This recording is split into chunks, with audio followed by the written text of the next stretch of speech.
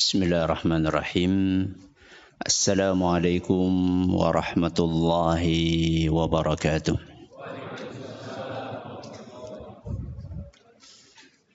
Alhamdulillahi rabbil alamin. Wa bihi nasta'inu ala umuri dunya waddin. Wa sallallahu ala nabiyyina wa sayyidina Muhammadin wa ala alihi wa sahbihi ajma'in, amma ba'd. Para alim, para ulama, para sepuh bin sepuh, segenap asatidzah, wabil khusus ketua Yayasan Al-Mujahidin Ustaz Abdul Wahid, dan juga segenap pembina Yayasan Al-Mujahidin, para hadirin dan hadirat sekalian, dan juga segenap pendengar serta pemirsa rahimani wa rahimakumullah. Kita panjatkan puja dan puji syukur kehadirat Allah Subhanahu wa taala. Pada kesempatan sore yang berbahagia kali ini, kita masih kembali diberi kekuatan, kesehatan, hidayah serta taufik dari Allah Jalla wa Ala, sehingga kita bisa menghadiri pengajian umum di Masjid Al-Mujahidin di kota Cilacap ini. Kita berharap semoga Allah Subhanahu wa taala berkenan untuk melimpahkan kepada kita semuanya ilmu yang bermanfaat, sehingga bisa kita amalkan sebagai bekal untuk menghadap kepada Allah Jalla wa Ala. Allahumma amin. Salawat dan salam semoga senantiasa tercurahkan kepada junjungan kita Nabi Agung Muhammad sallallahu alaihi wasallam, kepada keluarganya, sahabatnya, dan umatnya yang setia mengikuti tuntunannya hingga di akhir nanti. Jamaah sekalian rahimani wa rahimakumullah. Anak itu nikmat atau amanat? Nikmat nopo amanat? Amanat, bukan nikmat. Amanat yang harus dinikmati. Apa nikmat yang harus dijaga amanahnya? Anak itu adalah nikmat plus amanah. Buktinya nikmat apa? Buktinya tidak semua orang dikasih oleh Allah Azza wa Jalla nikmat tersebut. Di dalam Al-Quran, Allah Subhanahu wa ta'ala berfirman, yahabu liman yasha'u inatha wa yahabu liman yasha'u dhukur wa yuzawwijuhum dhukrana wa inatha. Allah Azza wa Jalla mengaruniakan. Berarti anak itu adalah karunia. Bagi sebagian orang tua yang dikehendakinya, anak-anak perempuan. Inatha. Anak apa? Perempuan. Anak pertama lahir perempuan. Anak kedua lahir perempuan. Anak ketiga lahir perempuan. Siji maning ya Bu. Mbok jere sapa? Lanang. Jebule wadon maning. Abul banat. Yahabu liman yasha'u inatha. Wa yahabu liman yasha' adz-dzukur. Dan ada yang anaknya semuanya laki-laki. Lahir lanang maning. Ngasuke lanang maning. Nganti 11. Bisa membuat kesebelasan full tim. Semuanya laki-laki. Tapi kata Allah Azza wa Jalla, wa yuzawwijuhum dzukranan wa inatha. Dan ada yang dikaruniai oleh Allah Azza wa Jalla anak laki-laki dan perempuan. Ada yang laki-laki, perempuan, laki-laki. Ada yang perempuan, laki-laki, perempuan. Sendang, kapit, pancuran. Ada yang pancuran, kapit, sendang. Jenengan yang mana? Hah? Tapi apa kata Allah Azza wa Jalla? Wa yaj'alu man yasha'u aqima. Dan ada yang ditakdirkan oleh Allah Azza wa Jalla mandul. Berarti ketika kita mendapatkan anak itu adalah nikmat. Buktinya Allah dalam surat Asy-Syura ayat 49 membagi manusia menjadi beberapa jenis. Dan jenis yang terakhir oleh Allah disebutkan wa yaj'alu man yasha'u aqima. Dan ada yang tidak dikaruniai anak. Berarti anak adalah nikmat. Tapi di waktu yang sama, anak juga amanah. Yang oleh Allah Azza wa Jalla diwanti-wanti, jangan sampai kita mengkhianati amanah.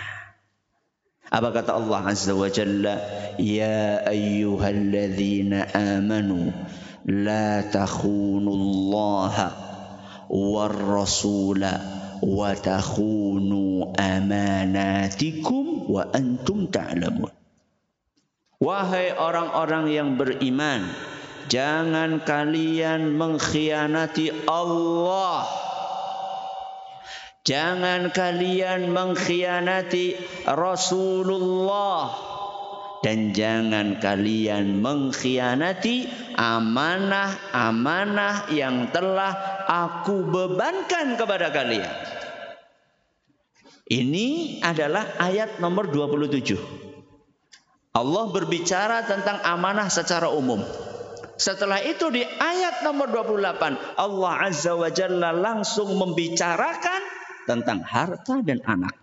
Wa'lamu annama amwalukum wa auladukum fitnah. Ketahuilah bahwasannya harta kalian dan anak kalian adalah ujian. Berarti harta adalah amanah, sebagaimana anak juga amanah.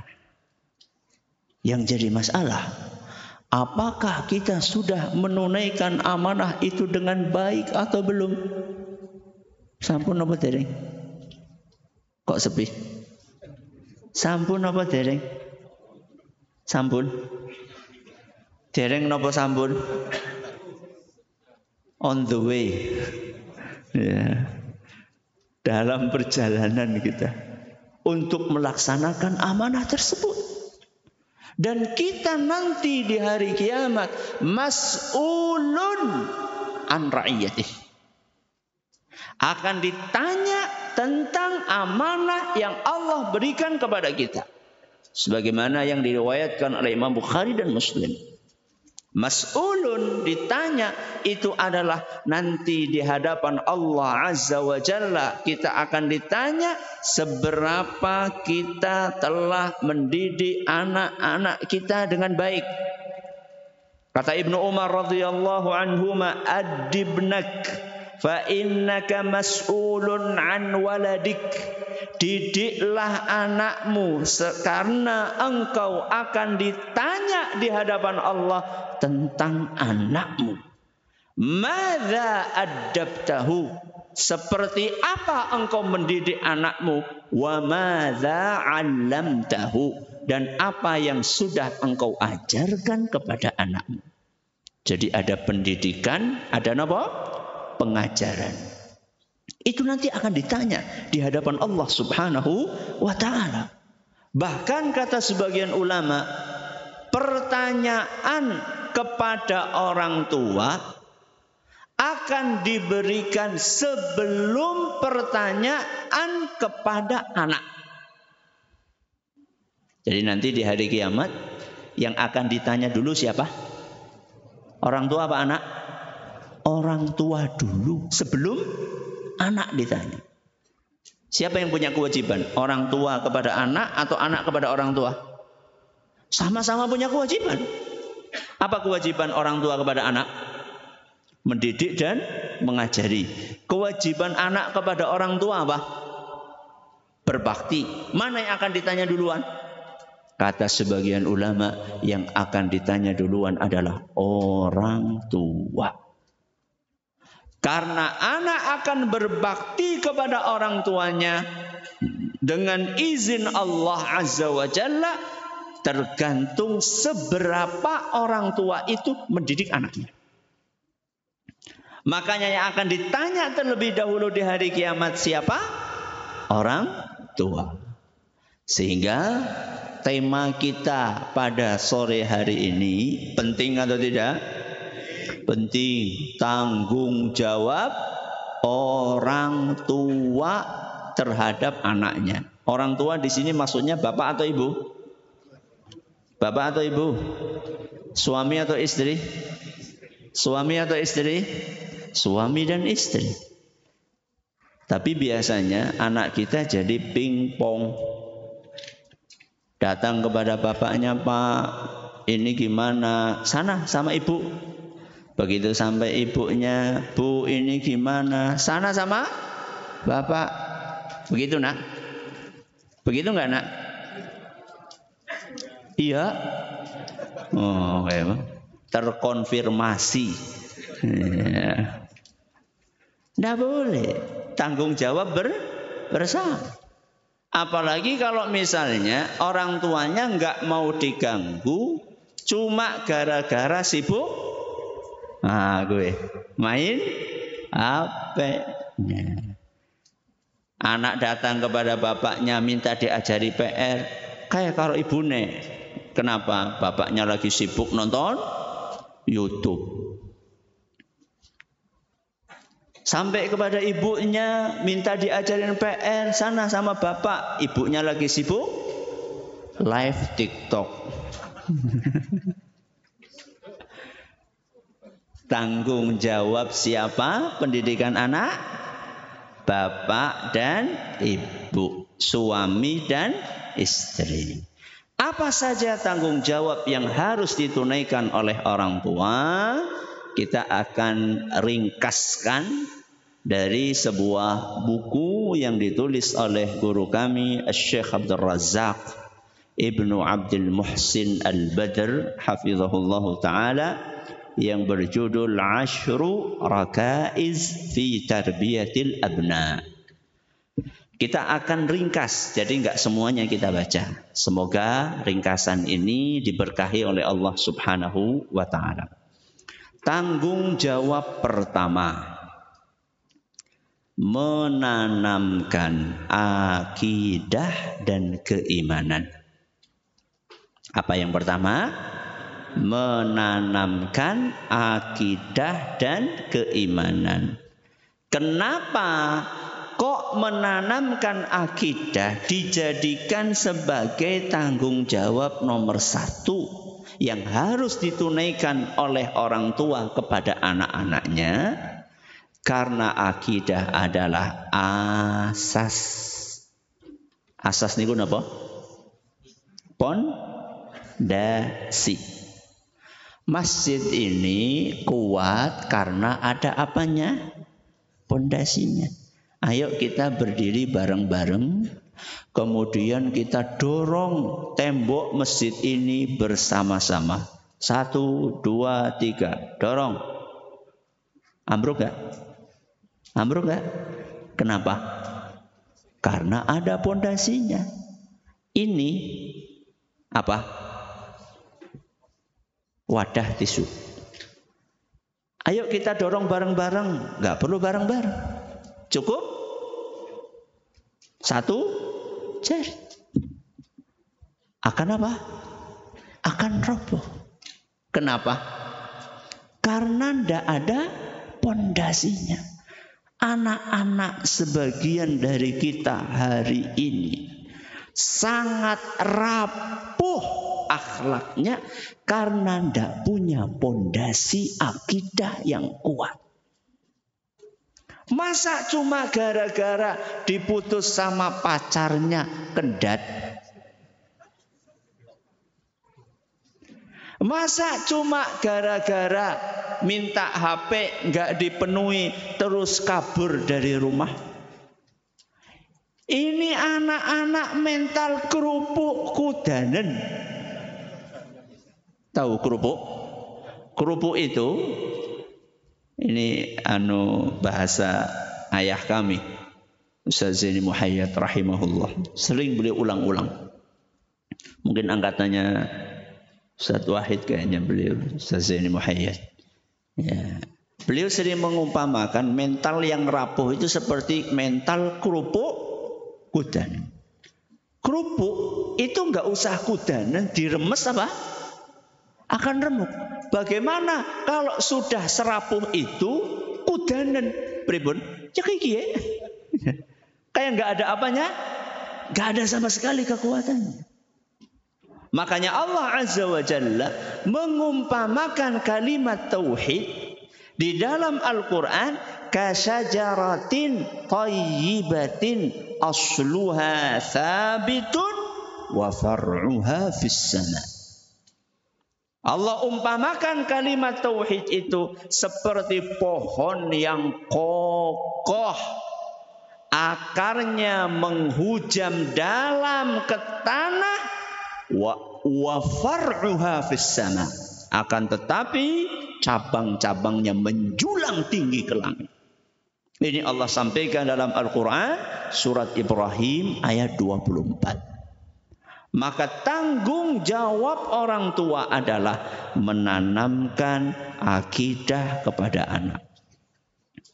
Sebagaimana dahulu Rasulullah sallallahu alaihi wasallam mengajari Ibnu Abbas radhiyallahu anhuma. Siapa namanya Ibnu Abbas? Anak-anak, siapa namanya Ibnu Abbas? Yang bisa jawab dapat hadiah. Hadiahnya minta ke panitia. Siapa namanya Ibnu Abbas? Subhanallah, sebanyak ini namanya Ibnu Abbas. Angkat tangan.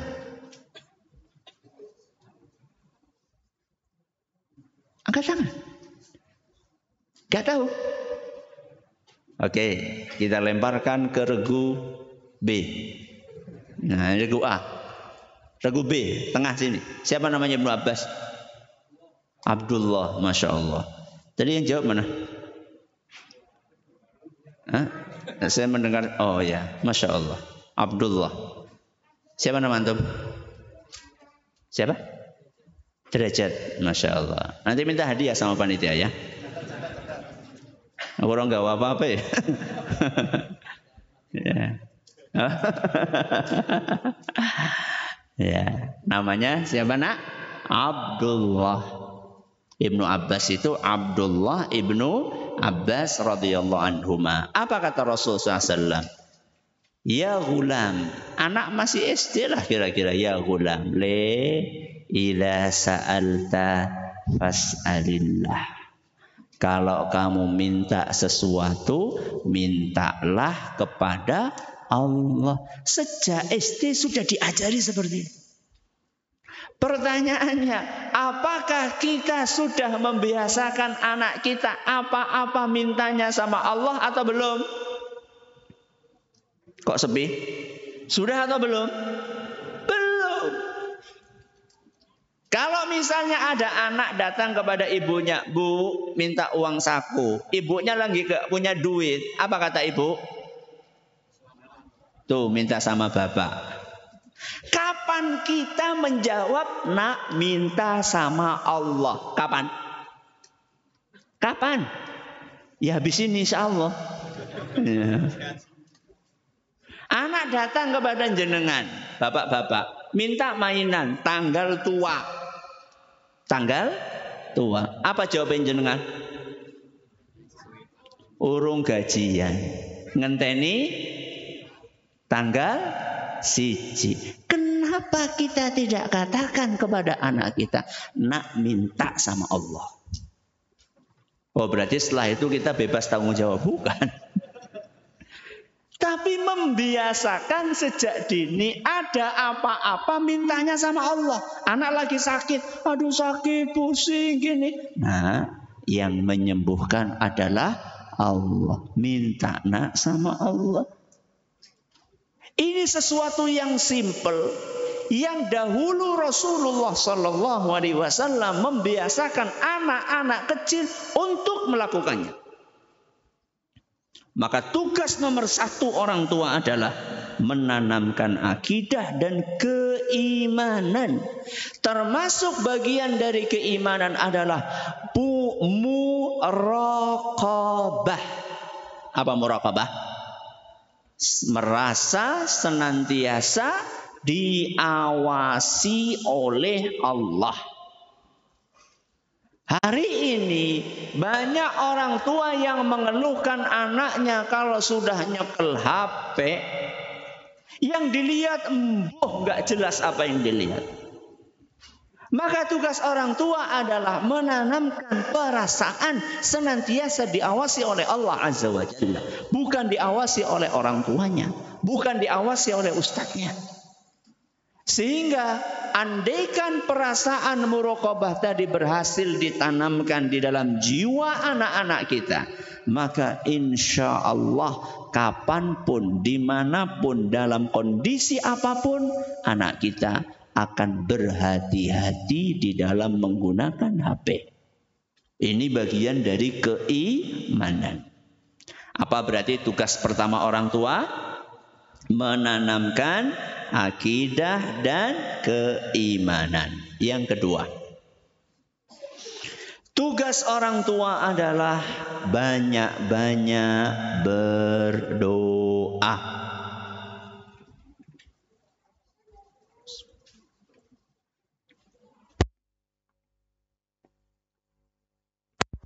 Banyak-banyak berdoa. Kenapa? Karena satu-satunya yang bisa mendidik, mengarahkan, membuka hati anak kita adalah siapa? Allah Azza wa Jalla. Satu-satunya yang bisa memberikan hidayah, membuat anak kita menerima nasihat-nasihat kita adalah Allah Azza wa Jalla. Jangankan kita. Lawang Nabi Nuh alaihi salam saja anaknya didakwahi 950 tahun enggak beriman kepada Allah. Anaknya siapa? Nabi Nuh. Nabi Nuh adalah salah satu dari ulul azmi. Nek kulo kalian jenengan ulul apa? Ora ulul-ululan. Anaknya ulul azmi nggak beriman kepada Allah Azza wa Jalla. Maka jangan mengandalkan kekuatan pribadi, tapi mintalah sama Allah Subhanahu wa Ta'ala. Kita mendoakan anak kita sebelum lahir apa sesudah lahir? Sebelum lahir dan sesudah lahir. Dahulu para nabi alaihimussalam, Nabi Ibrahim, Nabi Zakaria, dan juga nabi-nabi yang lainnya, mereka berdoa kepada Allah Azza wa Jalla sebelum anak mereka lahir. Nabi Ibrahim alaihissalam misalnya, beliau berdoa, Rabbi habli minas salihin. Di dalam ayat yang lain Nabi Ibrahim juga berdoa, Rabbi ja'alni muqimas salati wa min dzurriyyati rabbana wa taqabbal du'a. Nabi Zakaria, Rabbi habli min ladunka dzurriyyatan thayyibatan innaka sami'ud du'a. Itu doanya para nabi alaihi wassalam. Kalau sekali bernabi Ibrahim yang punya gelar Khalilullah, kekasihnya Allah, saja masih berdoa kepada Allah. Kok kulo kali jenengan boten donga kue jenengane kebangetan. Sebelum anak-anak kita lahir, kita berdoa kepada Allah Azza wa Jalla. Setelah lahir pun tetap kita doakan mereka.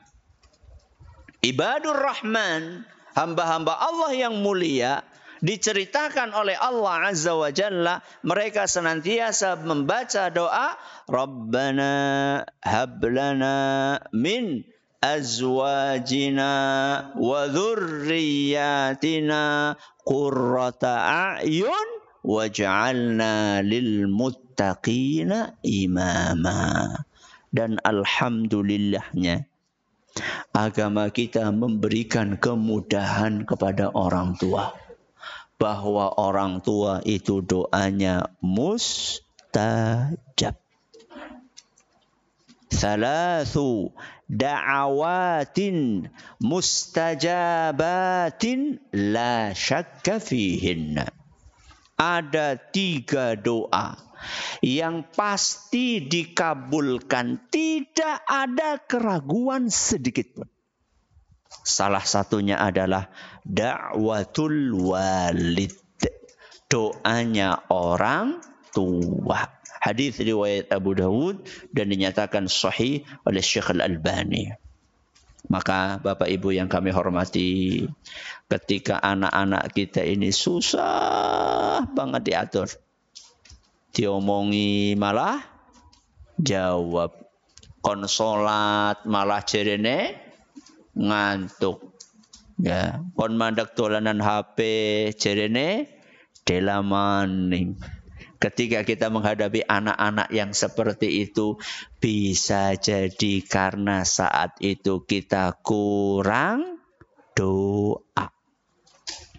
Dan sudah terbukti jamaah yang kami hormati, ketika kita menghadapi anak yang susah banget, terus kita mendekatkan diri kita kepada Allah, kita membaca doa-doa yang tadi dibaca oleh para nabi. Rabbi habli minas salihin, Rabbi ij'alni muqimas salati wa min dzurriyyati rabbana wa taqabbal du'a, Rabbana hab lana min azwajina wa dzurriyyatina qurrata a'yun waj'alna lil muttaqina imama. Di dalam sujud-sujud kita, di antara azan dengan iqamah, di sepertiga malam terakhir, di waktu-waktu mustajab kita doakan. Subhanallah. Gak lama kemudian anak itu nurut. Karena yang bisa membuka hati anak-anak kita cuma siapa? Allah Subhanahu wa ta'ala. Tapi ingat, doa mustajabnya orang tua itu doa kebaikannya atau doa keburukannya? Kedua-duanya.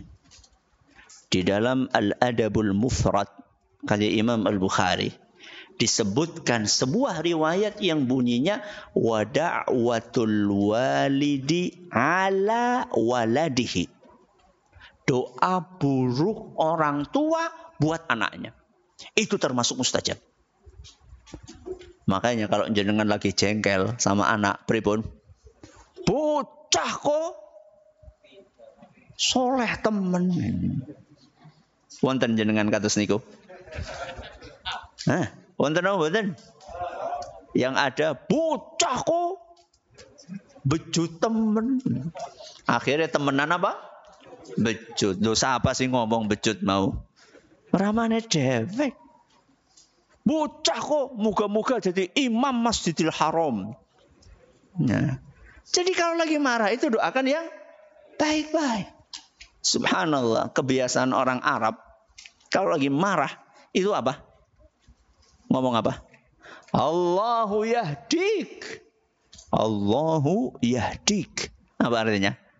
Semoga Allah memberikan hidayah kepadamu. Ya jadi kalau mendelik-mendelik ya tetap sing metune apik iku lho. Masya Allah.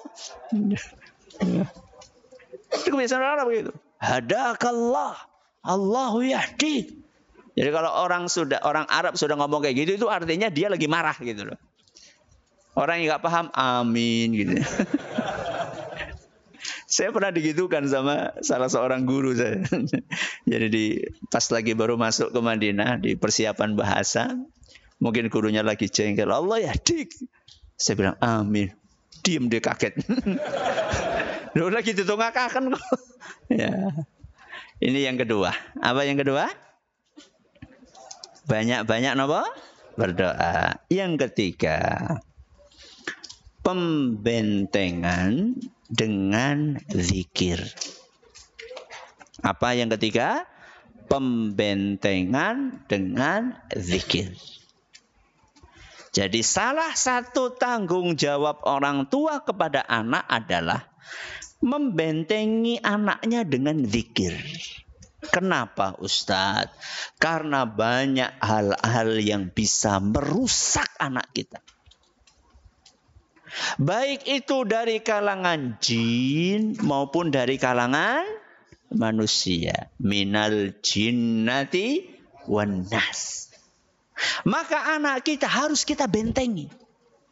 Tidak mungkin kita menjaga anak kita 24 jam. Maka kita pasrahkan penjagaan anak kita kepada siapa? Allah. Caranya dengan dibentengi menggunakan zikir. Pertanyaannya, anak ini dibentengi dengan zikir sebelum lahir atau setelah lahir? Sebelum apa setelah? Sebelum dan setelah. Sebelum lahir anak kita sudah kita bentengi dengan zikir. Kata Nabi SAW dalam hadis yang diriwayatkan oleh Imam Bukhari dan Muslim. Lau anna ahadahum idza arada an ya'tiya ahlah.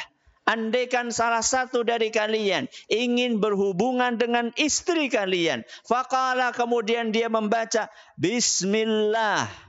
Allahumma jannibna syaitana wa jannibis syaitana ma razaqtana. Terus kata Nabi SAW, fa innahu in yuqaddar bainahuma waladun. Seandainya di malam itu Allah takdirkan suami istri itu punya anak, lam yadurrahu syaitanun abada. Setan tidak akan bisa mencelakakan anak itu sampai kapanpun. Wis ndonga borong. Jeneng meneng bae. Biyen wis ndonga apa urung? Mulane bocah kaya gue. Wis tua Ustaz kepriwe. Apa doanya? Bismillah. Allahumma jannibna syaitana wa jannibis syaitana ma razaqtana. Ya Allah, jauhkan setan dari kami. Dan jauhkan setan dari anak kami. Sehingga Nabi SAW menjanjikan anak kita akan dilindungi oleh Allah dari kejahatan setan sampai kapanpun. Semangat? Semangat apa? Baca doa. Semangat zikir. Ini sebelum apa? Lahir. Setelah lahir, anak sudah bisa baca zikir atau belum? Belum. Terus apa caranya untuk membentengi anak kita dengan zikir? Anak itu dizikiri. Napa? Dizikiri. Nek dizikiri berarti sing maca sapa? Orang tuanya. Apa ana dalile Ustaz? Ada. Dalilnya adalah praktek Rasulullah sallallahu alaihi wasallam. Sebagaimana diriwayatkan oleh Imam Bukhari dan Imam Abu Dawud. Dan redaksi yang saya bacakan ini redaksinya Imam Abu Dawud. Kana Nabi sallallahu alaihi wasallam. Nabi sallallahu alaihi wasallam biasanya yu'awwidhul Hasan wal Husain. membacakan ta'awud untuk Hasan dan Husain. Istilah kita mau mendikiri. Apa bacaan yang dibaca oleh Nabi SAW? U'idhukuma bikalimatillahi tammah min kulli syaitanin wahammah wa min kulli ainin lammah. Sing wis apal angkat tangan. Silakan.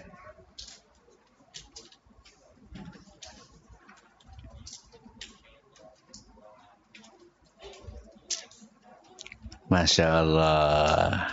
Mana panitia? Namanya siapa? Iskandar. Tadi yang belakang siapa? Derajat. Ya, pokoknya nanti kalau nggak dikasih hadiah sama panitia lapor. Ya, lapor dok maksudnya. Ya, 2 orang ya. Iskandar sama Derajat. Ya. Apa artinya? U'idhukuma. Aku memintakan perlindungan untuk engkau berdua. Sinten? Hasan dan Husain. Bikalimatillahi tammah. Menggunakan kalimat-kalimat Allah yang sempurna. Ayat-ayat Al-Quran, zikir-zikir, asma'ul husna. Pokoknya kalimat-kalimat Allah yang sempurna. Dari apa? Min kulli syaitanin wahammah. Dari setan dan binatang berbisa. Wa min kulli ainin lammah. Dan dari ain, pandangan yang jahat. Jadi kalau anak supaya nggak kena ain, itu bukan dicantoli apa? Apa kayak sing biyen rame kayak? Sing warna-warni kayak jenenge apa kayak? Apa? Sambetan. Iya, kalau sambetan wis ngaji mending ngosong sambetan. Ora model. Ustaz, itu kan Hasan dan Husain. Kalau anak saya 1 gimana Ustaz? U'idzuka, nek laki-laki. Nek perempuan, u'idzuki. Ya, cuma diganti kuma jadi ka atau napa? Ki. Nek anaknya akeh, u'idzukum. Ya, untuk semuanya. Ini ketika anak tersebut belum bisa ngomong. Terus, kapan anak itu kita ajari baca sendiri? Nah, kalau tadi kan belum bisa ngomong toh, maka kita zikiri. Kapan anak itu kita ajari untuk zikir sendiri? Ketika sudah mulai bisa ngomong. Ketika sudah mulai bisa diajari, contoh baca bismillah. Anak sudah bisa, ajari. Umur berapa sih kira-kira ya? Pinten? Berapa? 2 tahun? Hebat ya. Ya mungkin 3 tahun, 4 tahun gitu ya. Sudah mulai bisa. Kita ajari misalnya zikir pagi dan petang. Banyak apa sedikit zikir pagi petang? Banyak. Ya. Maka untuk pembiasaan jangan langsung diajarin semuanya. Sampai la ilaha illallah wahdahu la syarika lahul mulku wa lahul hamdu wa huwa ala kulli syai'in qadir ping 100. Muramane pe ora maca ping 100. Bertahap. Mulai dari misalnya ayat kursi 1 kali. Ya, sudah enggak apa-apa. Nanti setelah terbiasa tambahi napa? Al-Ikhlas. Surat apa? Al-Ikhlas. Berapa kali? 3 kali. Nanti kalau sudah nyaman, terbiasa, tambahi surat apa? Al-Falaq. Berapa kali? 3 kali. Lama-lama sudah terbiasa, tambahi lagi surat apa? An-Nas. Berapa kali? 3 kali. Pokoknya secara bertahap anak itu diajari. Dan nggak usah dipaksa-paksa. Karena anak itu belum punya kewajiban. Apalagi memang zikir pagi dan petang hukumnya bukan wajib. Jadi jangan dipaksa, tapi pelan-pelan diajarkan. Kasih tahu sama anak kita. Seandainya suatu saat anak kita jatuh dari sepeda misalnya, kok kemudian dia nggak ada yang luka, dan tadi pagi dia baca zikir, tuh nak, alhamdulillah, tadi pagi kamu baca zikir. Sekarang lihat, kamu jatuh tapi nggak terluka, dilindungi sama Allah Azza wa Jalla. Jadi anak itu supaya sadar bahwa zikir itu untuk kebaikan dia. Oke, ini yang keberapa ini? Ini yang ketiga. Yang keempat, tanggung jawab orang tua adalah mengedepankan kelembutan. Apa yang keempat? Mengedepankan kelembutan. Berarti boleh kasar enggak? Boleh bersikap keras atau tidak? Boleh atau tidak? Dalam skup yang sangat terbatas. Tapi yang harus diprioritaskan adalah apa? Kelembutan. Kenapa? Supaya anak-anak suka kepada orang tuanya. Kalau anak sudah suka sama orang tuanya, insya Allah orang tua memberikan nasihat akan mudah diterima. Apa kata Nabi kita Muhammad sallallahu alaihi wasallam? Innar rifqa la yakunu fi syai'in illa zanah. Segala sesuatu yang dimasuki kelembutan pasti akan terlihat indah. Kalau jenengan nggak percaya, saya tanya anak-anak. Kalian lebih suka bapak yang galak apa yang lembut? Nah, kan? Apa perlu pembuktian lagi? Kalian suka ibu yang galak apa yang lembut? Ibu kalian galak apa lembut? Lembut, Masya Allah, Alhamdulillah. Sekarang saya tanya lagi. Bapak kalian lembut apa galak? Galak katanya. Nanti jangan diintimidasi ya. Kita itu harus lembut kepada anak-anak kita. Ini saya kasih contoh. Ummul Fadl pernah suatu hari datang menggendong Al-Hasan bin Ali, cucu Nabi SAW. Waqad futim, dan habis disapih. Habis disapih berarti umur berapa? Ya 2 tahun, 3 tahun. Fawada'ahu ala sadrih. Kemudian Nabi SAW meletakkan Hasan ini di dadanya. Di mana? Di dadanya. Fabala ala sadrihi fa asabal baulu izarahu. Ternyata begitu sedang dipangku di dadanya Nabi SAW, Hasan itu pipis. Dan pipisnya nggak tanggung-tanggung. Banyak. Sampai basahnya itu bukan cuma baju dan sarung Nabi pun basah. Berarti kan sor. Ya. Qalat, maka Ummul Fadl berkata, fazakhtu biyadi ala katifaihi. Maka saya pun mendorong 2 pundaknya Hasan. Maksudnya ngawur caranya dia. Masa lagi digendong malah ngompoli gitu. Lihat apa respon Nabi SAW. Irfaqi bibni. Bersikap lembutlah kepada cucuku rahimakillah. Semoga Allah merahmati kamu. Hadis riwayat Imam Ahmad dan isnadnya dinilai sahih oleh para ulama. Anak umur 2 tahun tidak boleh dikasari. Apalagi anak sudah gede-gede. Anak itu sejak kecil sudah punya perasaan. Kalau tidak percaya, coba anak umur 6 bulan. Sudah bisa ngelihat belum? Sudah. Coba jenengan melotot kepada anak itu. Nangis tidak? Nangis. Nangis. Tapi ketika jenengan senyum sama anak itu gimana? Akan ikut senyum. Sing marahi siapa? Saya tanya sama jenengan, apa dulu pernah dikasih kursus ketika di perut ibunya? Nek anak sing mendelik nangis ya. Nek anak sing mesem ya. Anda, kue gawan bayi.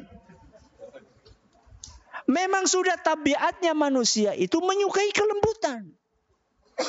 Maka kita sebagai orang tua yang lembut kepada anak-anak kita. Yuk kadang-kadang jenis bocah ya bocah. Kadang-kadang bikin apa? Jengkel. Sabar. Sabar. Kalau mau memuncak kemarahan itu cepat-cepat, ta'awudz. A'udzubillah minasyaitonir rajim. Orang kalau mendelik kalau bocah a'udzubillahi minasyaitonir rajim. Orang kayak gue. Ya. Ta'awudz yang benar supaya setan itu pergi. Ya. Karena anak-anak itu akan menyukai orang tua yang lembut. Dan kalau anak sudah suka sama orang tuanya, maka insya Allah ketika orang tua menyampaikan nasihat akan lebih mudah diterima dibandingkan kalau orang tuanya galak. Yang kelima, salah satu di antara sekian banyak tanggung jawab orang tua kepada anak adalah rutin menyampaikan nasihat dan arahan. Apa yang kelima? Rutin menyampaikan nasihat dan arahan. Sebagian orang tua sukanya cara instan. Apa cara instan? Jewer. Apa maning? Ciwit. Apa maning? Selentik. Apa maning? Keplak. Astagfirullah. Ustadz, kalau dijewer langsung manut Ustadz. Itu namanya instan. Sesuatu yang instan biasanya sehat apa tidak sehat? Contoh mie instan. Kopi instan. Apa maning? Nah. Sesuatu yang instan biasanya nggak sehat. Termasuk mendidik anak secara instan. Apa Ustadz nggak sehatnya? Biasanya sesuatu yang instan itu ketika yang ditakuti tidak ada, maka dia akan kembali melakukan perilaku buruk tersebut. Contoh, ketika jenengan pergi dari rumah, ada sebuah urusan sampai mungkin sekian jam, coba lihat anak-anak jenengan, responnya bagaimana? Seneng apa ora? Ketika jenengan pergi, kira-kira anak jawabannya, nak, bapak mau pergi, mungkin ya sekitar setengah harian. Jawabnya anak apa? Alhamdulillah. Nah, gue. Kesempatan, tolanan, HP, bingir, tumai terus. Itu bedanya anak melakukan kebaikan karena kesadaran dengan anak melakukan kebaikan karena perasaan takut kepada orang tua yang suka menghukum. Itu bedanya di situ. Kalau kita berhasil menanamkan kesadaran kepada anak kita untuk melakukan kebaikan dan menghindari keburukan, maka kita ada atau kita tidak ada, anak akan melakukan kebaikan itu. Supaya anak itu sadar bagaimana, ya ini kunci yang kelima. Rutin menyampaikan nasihat dan arahan. Jadi anak itu harus sering-sering dikasih nasihat. Nggak cukup sekali, 2 kali. Ada sebagian orang tua menasihati anaknya, le, nasihat yang gue setahun. La ilaha illallah. Ya bukan seperti itu. Kewajiban orang tua itu terus secara rutin, secara berkala menyampaikan nasihat. Walaupun ketika menyampaikan nasihat itu ada adab-adab yang harus diperhatikan. Saya sampaikan di dalam buku Mengatasi Kecanduan Gadget pada Anak. Kenapa? Mengatasi kecanduan gadget pada anak. Bukunya kecil. Itu saya sampaikan di dalam buku itu, bahwa nasihat yang disampaikan kepada anak supaya bisa diterima, itu harus memenuhi beberapa faktor. 1, harus ikhlas. Siapanya? Orang tuanya ketika menyampaikan nasihat. 2, harus yakin bahwa yang akan membuka hati anak kita siapa? Allah. 3, harus memilih waktu yang pas. Karena anak itu nggak mesti suasana hatinya mood. Mood siapa? Bombong. Jadi ketika anak lagi mood, itulah waktu yang paling pas untuk menyampaikan nasihat. Yang keempat, kita menyampaikan nasihat jangan cuma satu macam tok, tapi dibikin nasihatnya macam-macam. Maksudnya kemasannya itu jangan cuma itu saja. Bo anak bosen. Contoh nih, kemasan yang enggak diubah-ubah.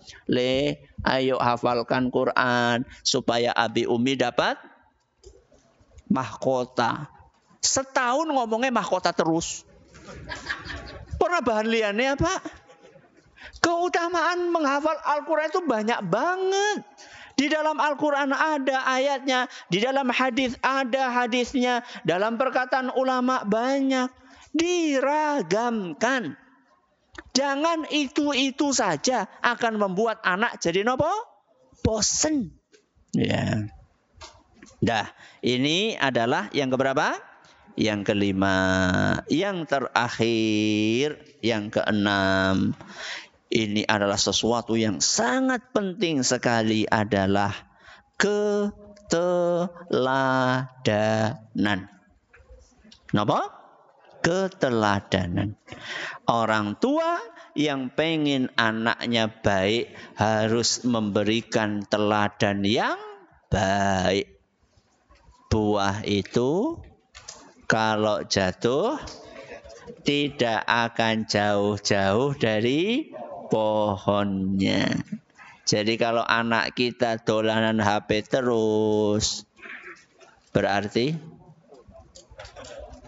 kok nggak dilanjutkan? Kalau anak ini dolanan HP terus, berarti nyonto wong tuane apa kancane? Nah, jujur gue berarti. Maka kita harus memberikan teladan. Orang tua yang pengen anaknya rajin ke masjid harus rajin ke masjid. Orang tua yang pengen anaknya sabar harus nyontoni sabar. Orang tua yang pengen anaknya enggak kecanduan gadget, orang tuanya harus tidak kecanduan gadget. Syekh Abdullah Al-Ghudayyan rahimahullah, salah satu ulama besar Arab Saudi, pernah ditanya sama putrinya, "Wahai ayahku, gimana caranya mendidik anak di zaman seperti ini, di mana kerusakan tersebar di mana-mana?" Apa jawaban dari beliau? Kuncinya 2, Nduk.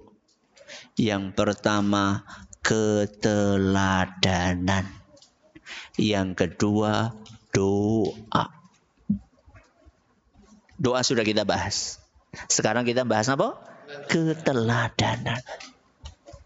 Bapak dan ibu harus memberikan teladan yang baik.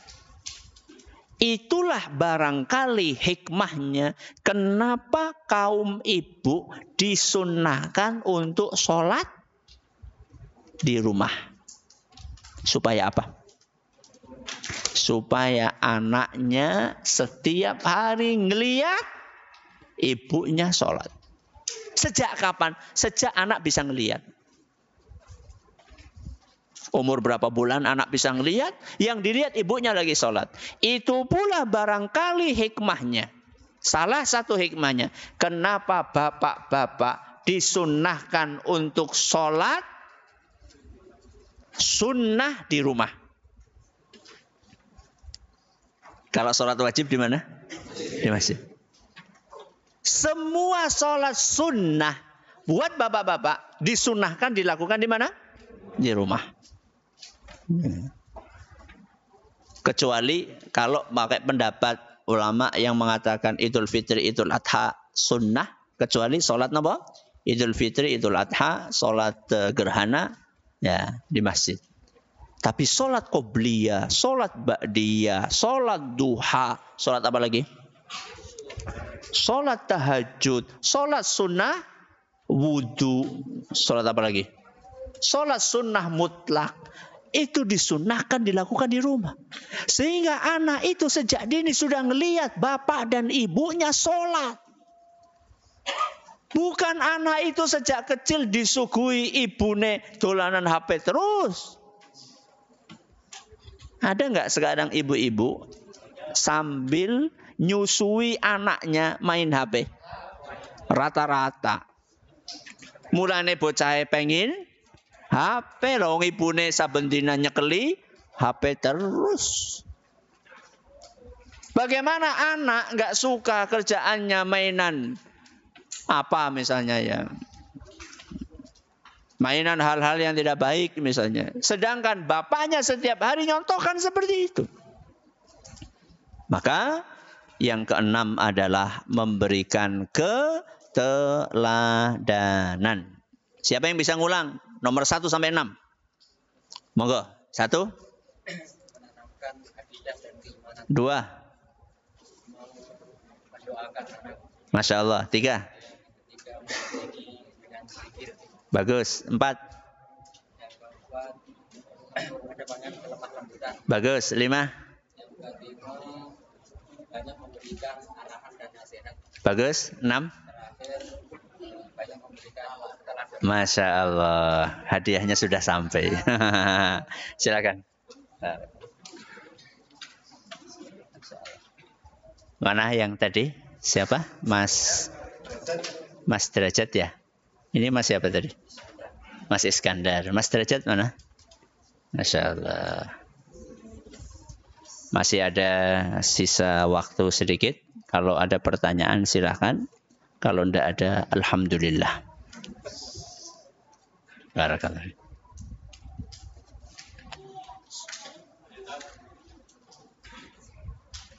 Monggo.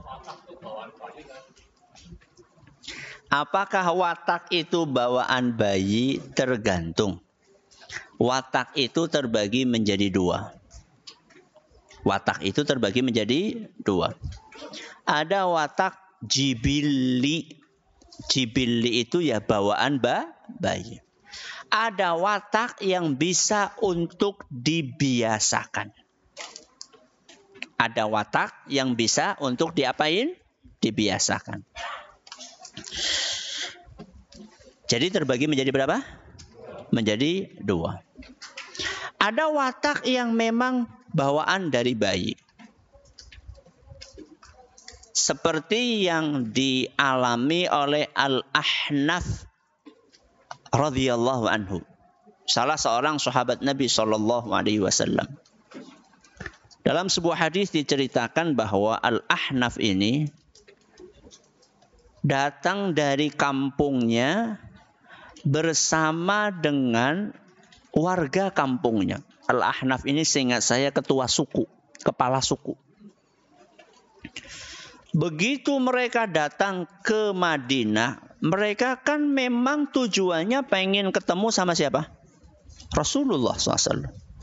Jadi sejak mereka berangkat, itu sudah rasa kangennya, rasa penasarannya, pengen ketemu Rasulullah SAW itu luar biasa.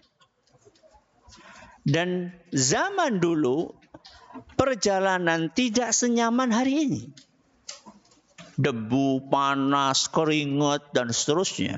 Berhari-hari sampai ke kota Madinah. Begitu sampai ke kota Madinah, begitu lihat Rasul sallallahu alaihi wasallam, satu rombongan itu buru-buru dulu-duluan untuk ketemu sama siapa? Rasulullah SAW. Yang namanya orang kangen ketemu ya pelukan, nyium Rasul SAW, padahal mambune minta ampun. Baru apa? Baru bepergian kok perjalanan. Kecuali Al-Ahnaf. Apa yang dilakukan oleh Al-Ahnaf? Yang beliau lakukan adalah mandi. Setelah mandi, apa? Ganti baju.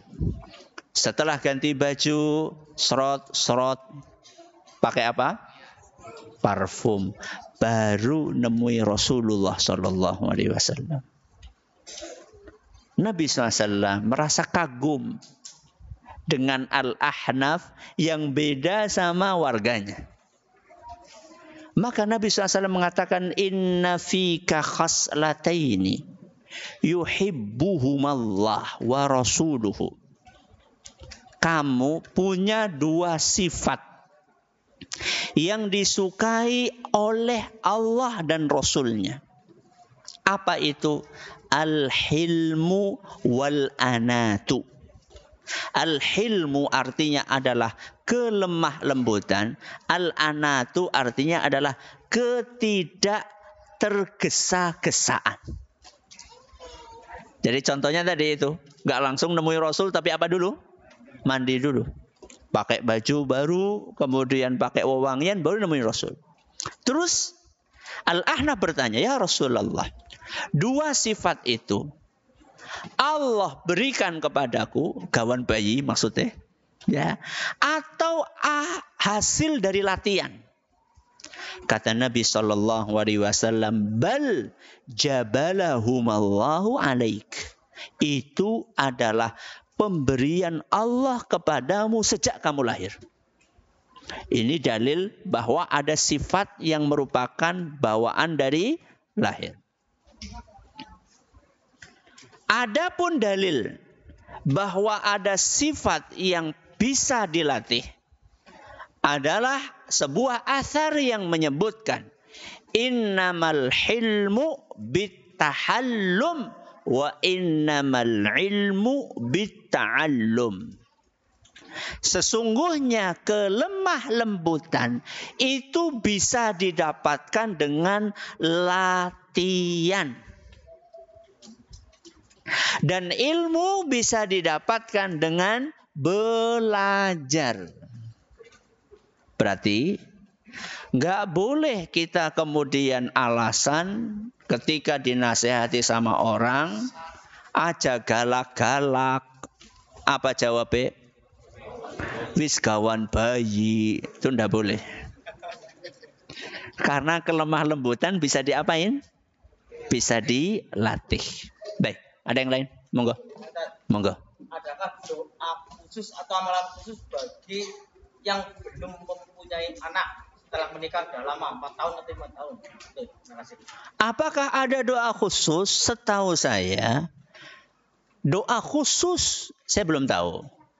Tapi di dalam Al-Quran surat Nuh, ayat 10, 11, 12, 13, ya kira-kira ayat-ayat segitu ya, belasan lah.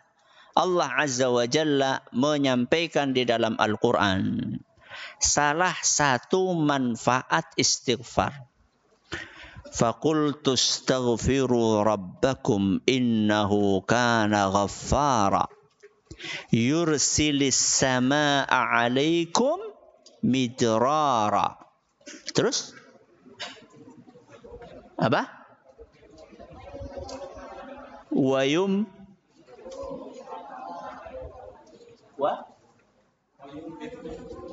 yumdidkum bi amwalin wa banina wa yaj'al lakum jannatin wa yaj'al lakum anhara. Di dalam ayat tadi Allah Azza wa Jalla menyebutkan manfaat istighfar. Manfaat istighfar. Salah satu manfaat istighfar adalah wa yumdidkum bi amwalin wa banina. Allah akan karuniakan kepada kalian yang banyak istighfar, harta dan anak. Maka perbanyaklah napa? Istighfar. Ustaz sudah 4 tahun, Ustaz urung suwe. Dalam beberapa riwayat, seingat saya, Nabi Ibrahim mendapatkan anak Nabi siapa? Ismail. Kalau enggak salah saat itu umurnya 80-an tahun. Kira-kira nek jenengan wis 80 tahun esin dongan jaluk anak apa ora? Hah? Lah wis kesel. Jadi 4 tahun itu belum lama. 4 tahun itu belum lama. Ya, silakan. Masih ada waktu 5 menitan. Monggo.